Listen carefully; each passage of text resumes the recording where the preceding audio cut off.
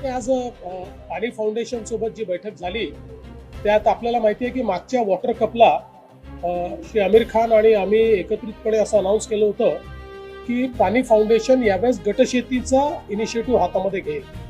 आणि मी त्यावेळेस सांगितलं होतं की या गटशेतीच्या इनिशिएटिव्हला सरकारचा इनिशिएटिव्ह बनवण्याकरता आमची जी सगळी ॲग्रिकल्चर विभाग, आमचा कृषी विभाग आहे, जलसंधारण विभाग आहे आणि ग्रामविकास विभाग आहे, याचे जवळपास लाखभर आमचे कर्मचारी आहेत. या सगळ्यांना आम्ही त्याच्यामध्ये इन्व्हॉल्व करू आणि त्या दृष्टीने आपण एक हाय पॉवर कमिटी तयार केली होती.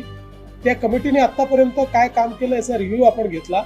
या कमिटीच्या माध्यमातून अतिशय चांगल्या पद्धतीनं आता जवळपास 11,000 पेक्षा जास्त ट्रेनर्स तयार झालेले आहेत. 1,00,000 पेक्षा जास्त लोक ट्रेनिंगच्या प्रोसेसमध्ये त्या ठिकाणी आलेले आहेत. आणि आपला प्रयत्न आहे की यावर्षी 5 लाख किमान पण 10 लाखापर्यंत शेतकरी हे गटशेतीमध्ये आपल्याला आणता आले पाहिजे. त्याकरता पुढचे 2-3 महिने डेडिकेटेडली आपण काम करणार आहोत.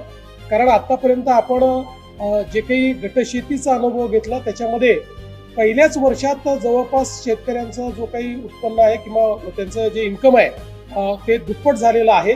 त्यामुळे आपल्या कॉन्व्हर्जन्सच्या माध्यमातून गटशेतीला प्रोत्साहन देण्याकरता ही एक इनिशिएटिव्ह आपण हातामध्ये घेतलाय.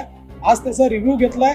आतापर्यंतचे ट्रेनिंग प्रोग्राम्स अतिशय चांगले झाले आहेत. शेतकऱ्यांमध्ये प्रचंड उत्साह दिसतोय आणि म्हणून आता लवकरच त्या संदर्भात एक आम्ही लॉन्च करणार आहोत. आणि जवळपास आम्ही ज्यावेळेस लॉन्च करू त्यावेळी 1,00,000 शेतकरी हे तालुका लेवलवर एकत्रित करून आणि त्या ठिकाणी आम्ही एका ठिकाणून ते सगळा तो लॉन्च करणार आहोत.